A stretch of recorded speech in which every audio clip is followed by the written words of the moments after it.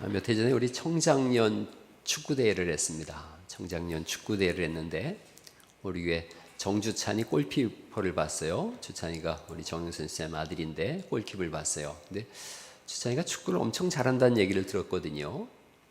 축구를 키퍼를 보다가 자기들이 치니까 이제 주찬이가 나왔어요. 나왔는데 축구를 엄청 못하는 거예요. 보면 도망가고 피하고 그러는 거예요. 나중에 들어보니까 저 친구가 주짓수를 했어요. 주짓수로 단련된 몸이에요.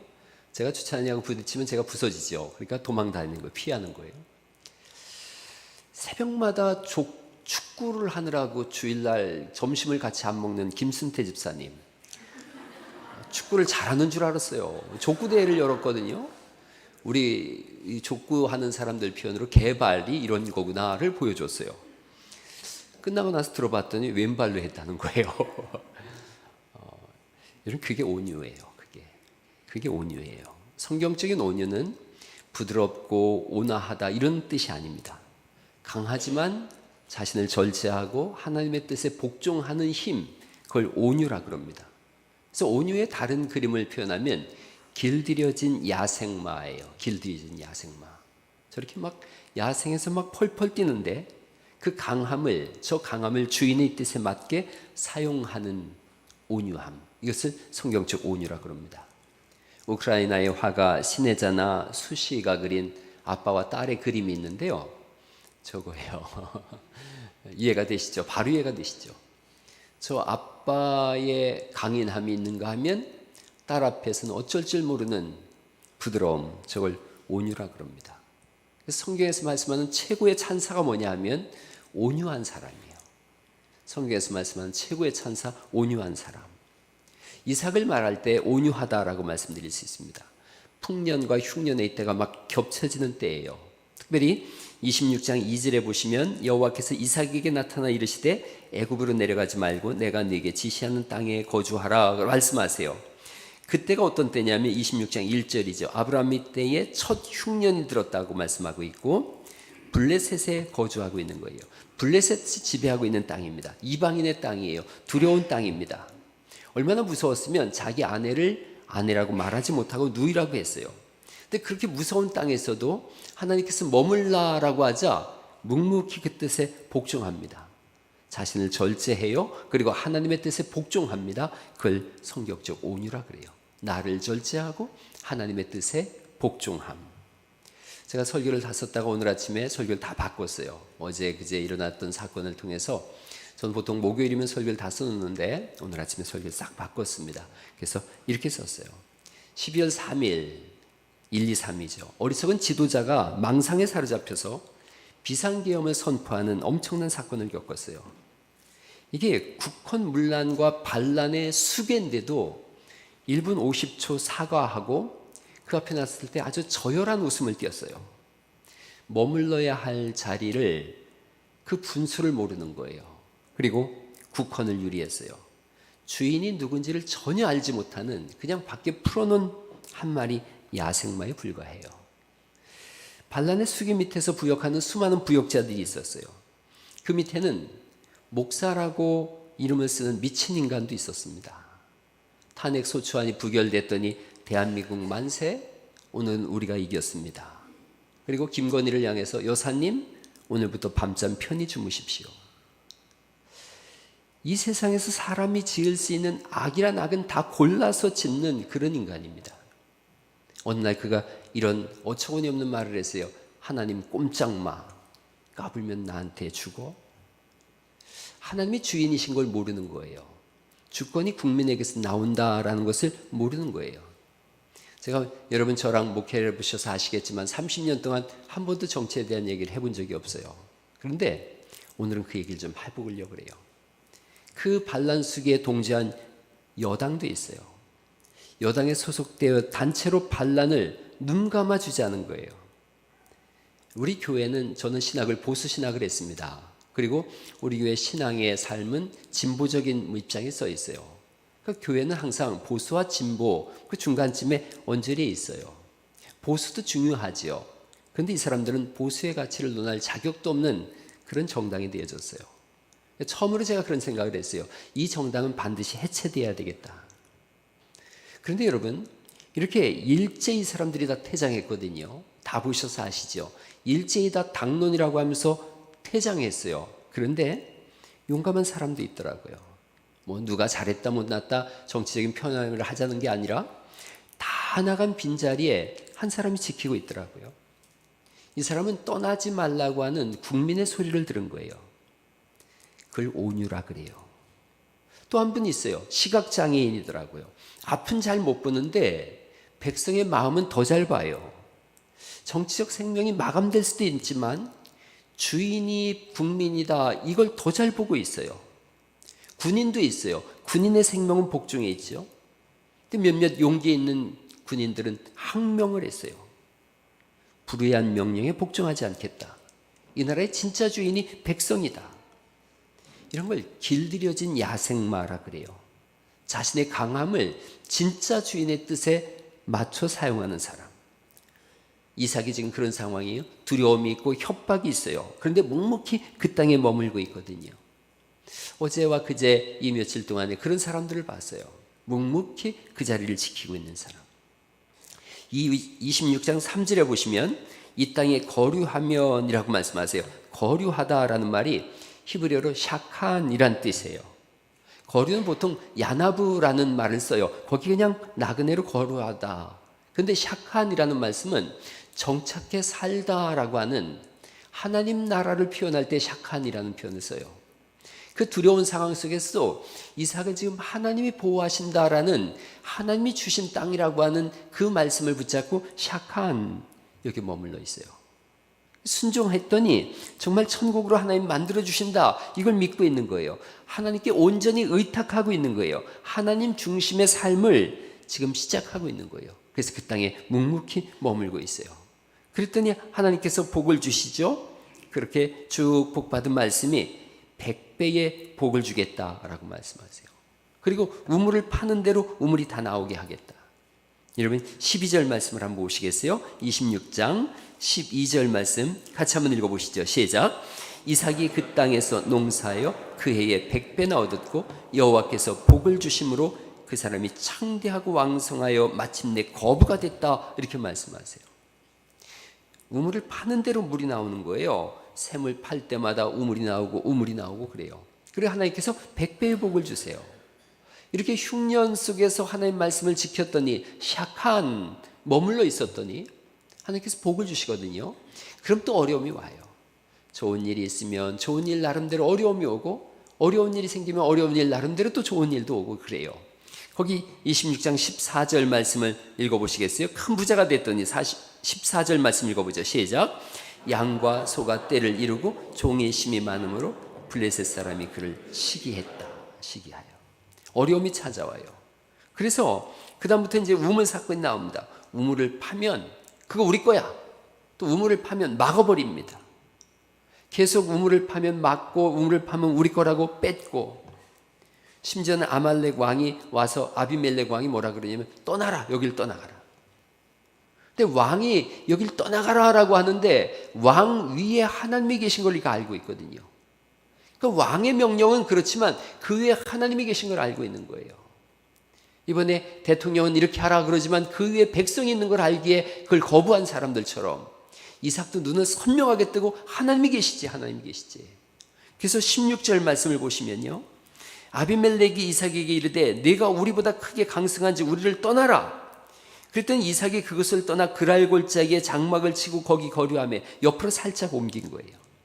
그 땅을 떠나지 않고 살짝 옮겨갔을 뿐이에요. 그리고 묵묵히 우물을 팝니다. 19절 말씀을 보시면 이삭의 종들이 골짜기를 파서 샘 근원을 얻었더니, 이스라엘에는 우물이 엄청나게 파기가 어렵습니다. 뭐 몇 미터씩 파고 내려가는데 물이 안 나올 확률이 더 높은데 샘 근원을 얻었어요.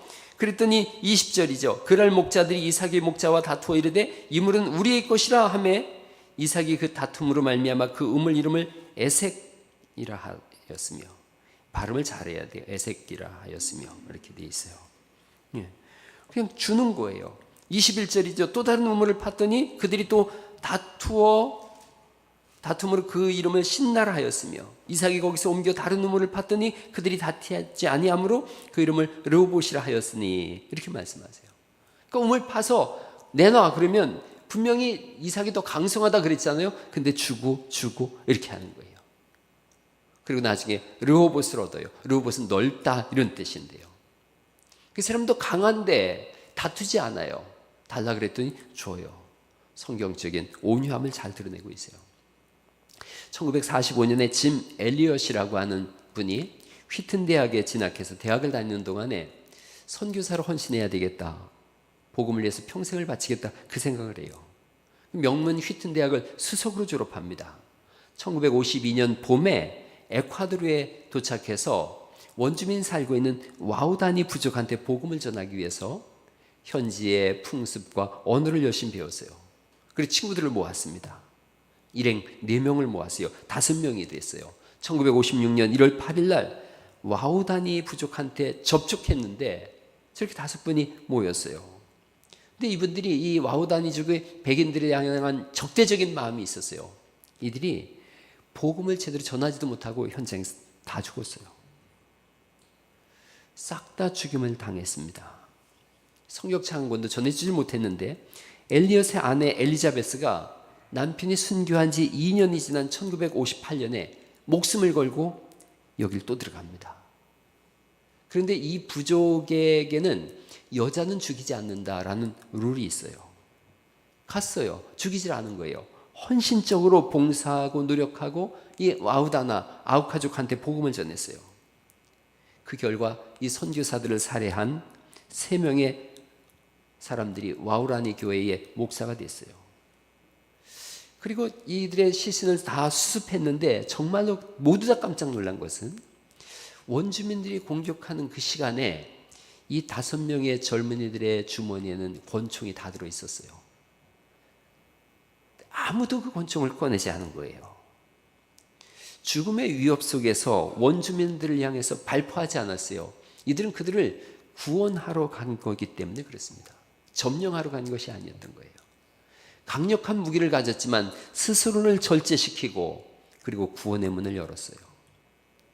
이번 비상계엄에도 보니까 실탄을 지급하고 싹 다 끌어내라라는 그런 명령을 받았지만 실탄을 지급하지 않은 용감한 지휘자도 있더라고요. 제가 들어보니까 707 부대가 그렇게 특수작전을 하는 데 있어서 가장 강력한 군대라 그래요. 근데 공포탄도 지급하지 않고 절대 사격하지 마라. 사람을 다치게 하는 상황을 발생시켜서는 안 된다. 그렇게 얘기했다 그래요. 그러니까 가장 강력한 군인이 그 힘을 절제한 거예요. 그게 온유예요. 온 우주에서 가장 강력한 분은 누군가? 예수님이세요. 예수님보다 더 강한 사람은 없어요. 온 우주를 지으셨는데요. 지금도 삼라만상을 이끌고 인도하시고 하나님의 섭리 안에서 오늘 예수님이 주장하고 이끄시는 줄 믿습니다. 예수님보다 더 강한 분은 없어요. 그런 예수님을 십자가에 매달고 조롱하고 모욕하고 채찍질하고 죽이기까지 하는데 예수님은 그 무한대의 강력한 힘을 사용하지 않으세요. 오히려 그들의 구원을 위해서 기도하세요. 이게 온유함이에요. 지금 이삭의 온유함이 그런 온유함이에요. 더 강함에도 불구하고 다투는 사람들에게 우물을 내어주고 있어요. 그리고 그 위에 하나님이 계심을 알기에 머물러 있어요. 엘리엇이 그렇게 했어요. 친구들이 그렇게 했어요. 권총이 있음에도 불구하고 발포하지 않았어요. 이 짐 엘리엇이 죽은 후에 휘튼 대학에서 그가 썼던 일기장이 발견됐는데 19살 때 썼던 일기장인데요. 주님, 성공하게 하소서. 그러면서 그 다음에 이렇게 썼어요. 높은 자리에 오른다는 것이 아니라 제 삶이 하나님을 아는 가치를 드러내는 전시품이 되게 하소서. 그게 이 사람은 성공이라고 얘기했던 거예요. 내가 예수 그리스도를 드러내는 것, 그게 성공이다라고 했던 거예요. 아주 엄청난 유명한 말을 했어요. 영원한 것을 얻기 위해 영원하지 않은 것을 버리는 자는 결코 어리석지 않다. 하나님 나라라고 하는 영원한 것을 얻기 위해서 이 세상에서 영원하지 않은 것을 버리는 자를 누가 어리석다고 하겠느냐라는 겁니다. 온유한 사람이 얻는 것이 있는데 영원한 하나님 나라인 줄 믿습니다. 온유한 자는 영원한 하나님 나라를 얻습니다. 마태복음 5장 5절에 그런 말씀이 있어요. 예수님 산상수훈에서 온유한 자는 복이 있나니 저가 땅을 기업으로 얻을 것이며 하나님 나라를 기업으로 얻습니다. 이삭은 그의 100배나 얻었다라고 말씀하세요. 100배나 얻었다. 여러분, 한 해 농사로 100배를 얻을 수는 없어요. 농사를 다 줘보셔서 아시지 않습니까? 사업을 해보셔서 아시고 뭔가를 해보셔서 아시지 않습니까? 한 해에 100배를 얻을 수는 없어요. 그런데 이게 가능하다는 것은 하나님이 하셨다는 거예요. 이삭은 지금 하나님을 삶으로 알고 있고 체험으로 알고 있어요. 하나님이 어떤 분인지를 알고 있어요. 사무엘이 태어날 때에 한나가 하나님 앞에 그렇게 기도한 장면이 사무엘상 2장에 나오거든요. 아기가 없었는데 하나님 앞에 간구했어요. 그때 아이를 줬어요. 사무엘에 안고서 한나가 노래하죠. 사무엘상 2장 6절에 하나님이 어떤 분인지를 이렇게 알려주고 있어요. 여호와는 죽이기도 하시고 살리기도 하시며 스올에 내리게도 하시고 거기에서 올라오게도 하시는도다. 여호와는 가난하게도 하시고 부하게도 하시며 낮추기도 하시고 높이기도 하시는도다. 가난한 자를 진토에서 일으키시며 빈궁한 자를 거름더미에서 올리사 귀족들과 함께 앉게 하시며 영광의 자리를 차지하게 하시는도다. 땅의 기둥들은 여호와의 것이라 여호와께서 세계를 그것들 위해 세우셨도다 라고 말씀하세요. 여러분의 생사화복의 모든 주권이 하나님 앞에 있음을 믿습니다. 이방의 땅에서 생명의 위협을 받고 있지만 생사화복의 주인이 하나님이십니다 라고 하나님을 의지하고 힘을 절제하고 있어요. 온유함으로 견디고 있어요. 그리고 그 온유함의 결과 땅을 기업으로 얻습니다. 르호봇을 얻었다. 르호봇은 넓은 지역이라는 의미예요. 온유함의 결과 넓은 땅을 하나님께서 허락하세요. 그리고 26장 26절 말씀을 다시 한번 보시겠어요? 26장 26절에서 29절 말씀인데 저랑 한번 26절로 29절까지 한번 교독해 보겠습니다. 여러분 먼저 한번 읽어보시죠. 시작.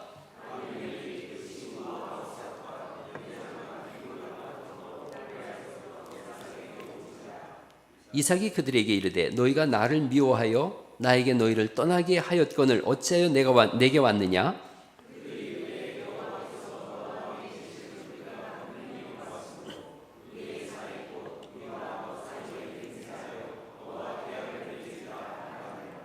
너는 우리를 해하지 말라. 이는 우리가 너를 범하지 아니하고 선한 일만 네게 행하여 네가 평안히 가게 하였음이니라. 이제 넌 여호와께 복을 받은 자니라.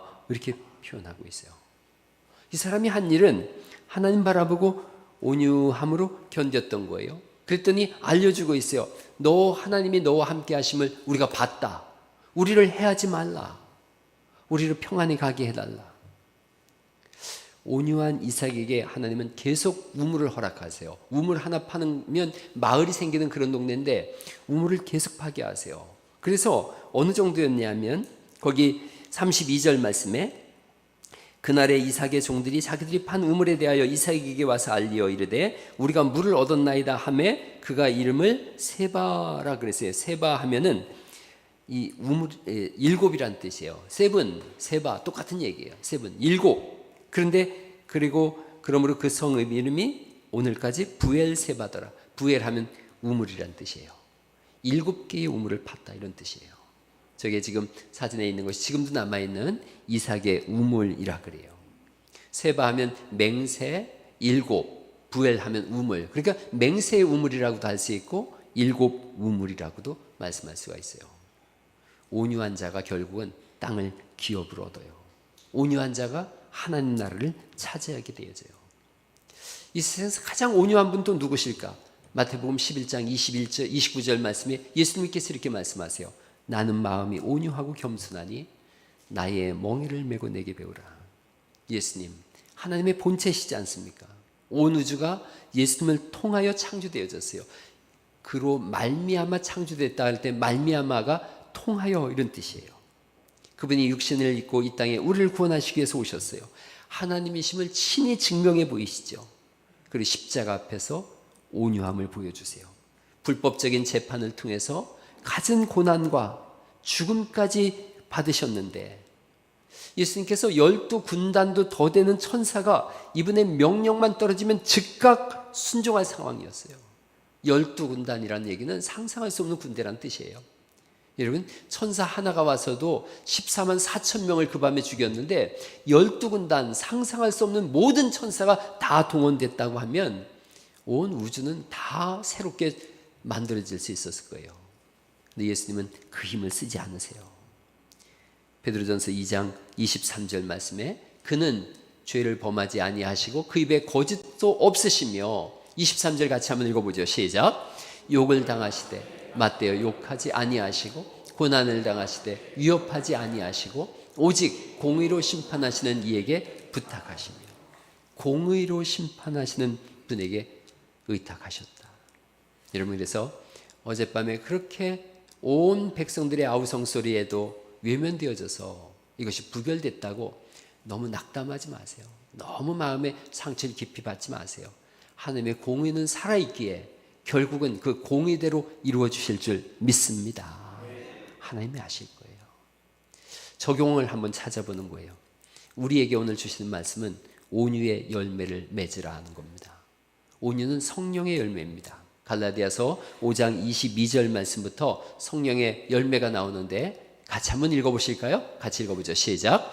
오직 성령의 열매는 사랑과 희락과 화평과 오래 참음과 자비와 양선과 충성과 온유와 절제니 이 같은 것을 금지할 법이 없느니라.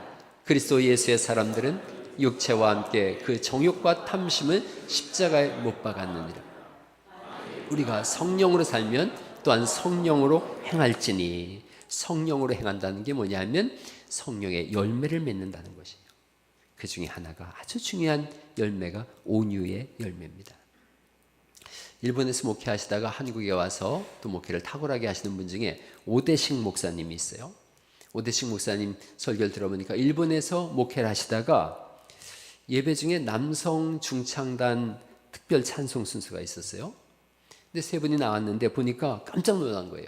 이 세 분 다 야쿠자예요, 야쿠자. 큰 등치에 걸어 나오는 자세나 팔과 목에 있는 문신들 보기에도 아주 위압적이에요. 근데 찬양을 하는데 다들 깜짝 놀랐어요. 너무나 아름다운 목소리로 찬송을 하는 거예요. 찬양이 끝난 다음에 한 분이 간증을 했어요. 짧은 간증을 했어요. 우리엔 세 가지 공통점이 있습니다. 하나는 우리가 다 야쿠자라는 사실입니다. 두 번째는 우리들의 아내는 전부 한국인이라는 뜻입니다. 한국인입니다. 세 번째, 우리는 그러면서 왼손을 펼쳤는데 새끼손가락이 없는 거예요. 셋 다 새끼손가락이 없습니다. 이게 뭘 의미하냐면 이분들이 한국인 아내와 결혼을 했어요. 복음을 받아들인 거예요. 복음이 들어오니까, 예수님이 그 안에 들어오니까 더 이상 야쿠자 삶을 살 수가 없었던 거예요. 그래서 조직을 찾아갑니다. 우린 탈퇴하겠습니다 라고 했더니 그 두목이 칼을 던지더래요. 그게 새끼손가락을 자르라는 의도랍니다. 셋 다 새끼손가락을 자르고 나왔어요. 그리스도인 되어졌어요. 그 목사님이 끝에 이렇게 얘기한 거예요. 이분들은 예수님을 믿기 위해서 새끼손가락을 잘랐습니다. 여러분은 예수님을 믿기 위해서 무엇을 잘라내었습니까? 하는 거예요. 예수님 믿기 위해서 나는 뭘 잘라내는가? 예수님 형상 외의 것들을 잘라내는 것, 그것이 신앙생활인 줄 믿습니다. 혹시라도 온유함을 가지지 못했다면, 내 욱함이 있다면, 내 독한 성격이 있다면 오늘 예배 속에 그걸 잘라내는 은혜가 있기를 간절히 축원합니다. 이 빅데이터가 분석한 결과 가정에서 가장 믿을 수 없는 사람 1위가 아버지랍니다. 아버지. 평생 헌신했는데 욱하는 성질 하나로 다 망쳐버린다는 거예요. 그런데 신앙생활도 잘 탑을 쌓다가 어느 날 욱하는 성질 한 번으로 자기가 쌓아온 걸 와르르 무너뜨리는 사람들도 있어요. 한 나라의 대통령도 술 마시고 욱하는 성질 한 번으로 비상계엄을 선포하고 나라를 혼돈과 나락으로 떨어뜨린 걸요. 온유하지 못한다는 것은 스스로 무덤을 파는 거예요. 여러분 삶 속에 욱함이 있다면 잘라내는 은혜가 있기를 간절히 축원합니다. 우리 청년들한테 가서 제가 설교할 때마다 욱 한 번 잘못해가지고 큰 어려움을 겪은 사람들이 지구촌의 절반은 된다고 얘기를 했어요. 욱 한 번 해가지고 얼마나 큰 일을 망치는지 몰라요. 잘라내는 거예요. 우리를 욱하게 하는 사람들이 있어요. 정치적으로 대통령하고 부역자들이에요. 종교적으로는 천공, 명태균, 그리고 그와 똑같은 인간 전광훈입니다. 저는 하나님께서 이들도 잘라버리시기를 간절히 기도합니다. 할렐루야. 특별히 전광훈은 빨리 잘라져야지. 그로 인하여 얼마나 많은 사람들이 교회를 손가락질하고 욕하는지 아주 그 사람 전 목사라고 불러본 적이 한 번도 없어요. 전광훈을 빨리 잘라내야 된다. 우리 삶의 개인의 영역 속에서 잘라내야 되는 부분들이 있다면 오늘 잘라내야 됩니다. 이삭은 흉년이 와도 풍년이 와도 크게 동요하지 않습니다. 사람들이 와서 협박을 해도 우물을 뺏어가도 동요하지 않습니다. 그리고 그 결과 넓은 땅을 얻었어요. 사람들이 와서 잘못했다고 용서를 빌었어요. 하나님이 당신과 함께하는 것을 봤다라고 고백하고 있고 우리를 해치지 말아주세요라고 오히려 사정을 합니다. 한자 중에 유능승강이라는 말이 있어요. 유능승강. 부드러움이 강함을 이긴다 이거예요. 부드러운 것이 단단한 걸 이겨요. 온유한 사람은 때로는 바보 같기도 하고 경쟁상의 사회에서 패할 것 같지만 그 끝에 서 있는 사람 보면 온유한 사람이에요. 예수님께서 온유한 자는 복이 있나니 땅을 기업으로 받을 것이며 라는 그 말씀은 시편 37편 11절에 있는 말씀을 그대로 하신 거예요. 시편 37편 11절에 오직 온유한 자는 땅을 차지하며 풍부한 화평으로 즐기리로다. 땅을 차지하고 평화의 사람이 되어진다. 성경에서 예수님을 닮은 온유한 사람이 있다면 바울을 들 수 있어요. 구약성에서 가장 온유한 사람을 누구라고 표현했냐면 모세라 그랬어요. 그런데 모세하고 바울은 굉장히 닮은 점이 많아요. 모세도 그렇고 바울도 그렇고 글은 잘 쓰는데 말은 잘 못해요. 모세는 성경을 구약성경 5권을 썼고 바울은 12권을 썼거든요. 근데 말은 잘 못한다 그래요. 성격도 엄청 대단합니다. 모세가 사람을 때려 죽였어요. 바울은 사람 죽이는 일에 자기 옷을 번져서 가편투표를 하면서 죽여라 내가 책임지겠다 그러죠. 둘 다 극적인 신앙 체험을 합니다. 모세는 불타는 떨기나무 가운데서 하나님을 만나요. 바울은 다메섹에서 하나님을 만나요. 그리고 모세는 가장 온유한 사람이라는 칭찬을 듣습니다. 바울은 어떤가? 바울의 삶을 한번 따라봤더니요. 고린도 교회 사람들이 바울을 대적하고 조롱합니다. 심지어 오물 취급을 해요. 사도 바울 사도라 그러더니 알아보니까 말도 잘 못하고 쓰레기 같은 인간이야 이렇게 얘기를 해요. 근데 이들을 대하는 바울의 태도가 있어요. 고린도전서 4장 11절에 있는 말씀인데 바로 이 시각까지 우리가 줄이고 목마르며 헐벗고 매맞으며 정처가 없고 또 수고하여 친히 손으로 일을 하며 모욕을 당했어요.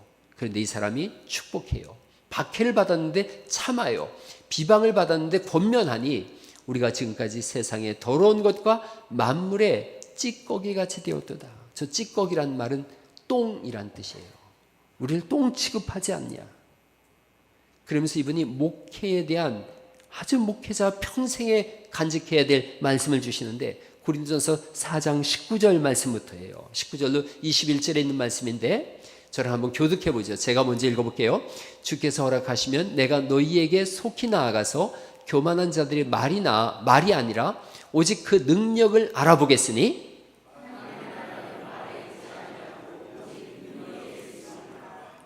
하나님 나라는 능력이 있다는데 그 능력이 뭐냐가 21절에 나가요. 그러나 너희가 무엇을 원하느냐? 내가 매를 가지고 너희에게 나아가랴? 사랑과 온유함으로 나아가랴. 능력은 사랑과 온유함이라는 겁니다. 우리는 교회에서 능력 그러면 막 손으로 낫고 무슨 사람을 쓰러뜨리고 통변하고 예언하고 방언하고 막 그런 것이 능력이라고 생각했는데 사도 바울이 선명하게 말씀합니다. 사랑과 온유함 이것을 능력이라고 말씀하시는 줄 믿습니다. 우리 교회 여러분이 다 능력의 사람들 될 수 있기를 축원합니다. 사랑과 온유의 사람입니다. 디모데후서에 보면 디모데한테 목회 서시는데 이렇게 썼어요. 디모데후서 2장 24절 말씀에 주의 종은 마땅히 다투지 아니하고 모든 사람에 대하여 온유하며 가르치기를 잘하며 참으며 거역하는 자를 온유함으로 훈계할지니. 우리가 신학대학원을 졸업하고 마지막 예배를 할 때 우리를 가르쳤던 교수님이 나중에 총장이 되셨는데, 그분이 디모데후서 2장 24절 25절을 우리한테 전하시면서 평생에 이걸 가슴에 두라 그러더라고요. 다투지 마라. 어떤 사람하고도 다투지 마라. 모든 사람에게 온유하며 가르치기를 잘하며 참으라. 거역하는 자를 향해서 온유함으로 훈계하라 라고 했어요. 그래서 이때 공부한 우리들은 다 그 생각을 합니다. 온유함으로 끝까지 견지하리라. 그래서 저도 이제 내년 되면 30년째 목회 생활을 하는데, 목사로 사는데 한 번도 이렇게 다퉈본 적이 없어요. 제가 이렇게 막 화를 내고 소리를 지르고 싸워본 적은 단 한 번도 없었어요. 아주 위기의 순간에도 여러분, 제가 한 번도 강대상에서 누구를 정죄하거나 어떤 일이 이렇다라고 얘기해 본 적이 한 번도 없었어요. 여러분, 평생에 온유함으로 자기를 잘 지켜나가는 그런 은혜가 있기를 간절히 축원합니다. 말씀을 마치려고 그래요. 일본에서 가장 존경받는 그리스도인으로 우찌무라 간조를 얘기합니다. 우찌무라 간조, 일본의 양심을 깨운 시대의 선구자, 이런 표현을 씁니다. 일본의 제국주의와 전쟁을 철저히 반대했어요. 1861년에 태어나서 1930년에 돌아가셨는데, 이분이 조선의 독립을 강력하게 지지했어요. 그리고 조선의 영적 축복을 예견했어요. 이렇게 썼습니다. 조선은 정치적 자유와 독립을 이뤘다. 그러나 지금 조선은 심령적 자유와 독립을 획득하려고 하고 있다. 하나님은 조선에 육신의 군대를 파견하지 않았다. 그러나 성령을 보냈다. 복이 있는 조선이요, 앞으로 일본을 축복해 줄 조선이요, 축복의 통로가 될 조선이요, 이렇게 썼어요. 일본 내 기독교가 일제 침략을 미화했어요. 일본의 기독교가. 그래가지고 전명 축하 예배까지 드렸어요. 일본 교회들이. 그런데 이 장면을 목격한 우찌무라 간조가 이렇게 얘기했어요. 이 목사님이 결코 축하할 일이 아니다. 일본 제국주의는 나쁜 일을 했다. 동양의 이웃 나라들에게 못된 짓을 자행했다. 동양의 이웃 나라를 침략하면 하나님께서 하늘에서 불벼락을 내리실 것이다. 천황도 사람이기에 나는 천황한테 절하지 않는다. 학교에서 해직됐어요. 그러나 이분의 예언은 그가 죽은 지 15년 뒤에 잘 아시다시피 원자폭탄이라고 하는 불벼락이 떨어져서 가시화되어졌어요. 이분이 지은 신앙 고백 시가 있습니다. 그것이 오늘 우리가 같이 불러볼 그런 찬양이에요. 끊어내지 못한 것이 있었다면, 올라오는 것이 있어서 내 온유함을 파괴했었다면, 감정을 다스리고 신앙으로 나아가자고 할 때에 이 찬양을 부르세요. 위기의 순간에 이 찬양 한 곡을 부르세요. 누구랑 싸울 일이 있을 때 무슨 참을인자 3번 쓰고 그런 거 하지 마시고 이 찬양을 한번 쭉 부르세요. 가정에서도 이 찬양을 부르세요. 때로는 실패할 때가 있어요. 또 성공해서 막 좋을 때가 있어요. 무너질 때도 이 찬양을 부르세요. 오늘 혹시라도 예배 끝나고 엉뚱한 생각하고 또 삶을 끝내려고 하는 그런 나쁜 생각을 가지고 있었다면 이 찬송을 부르면서 바꾸세요. 오늘 우리 안수사님 기도한 것처럼 너무나 젊은이들이 살아가기 척박한 시대를 살아가고 있는데, 그럴 때 그 절망 속에서 이 찬양을 부르면서 다음 스텝을 내딛으세요. 그러면 하나님이 그 다음 걸음을 열어주실 겁니다. 이 찬양을 부르시면서 내가 온유함으로 승리하리라. 그리고 예수 그리스도를 바라보며 그 믿음 안에서 내 삶을 바꿔가리라. 그런 고백들이 일어나시기를 간절히 축원합니다.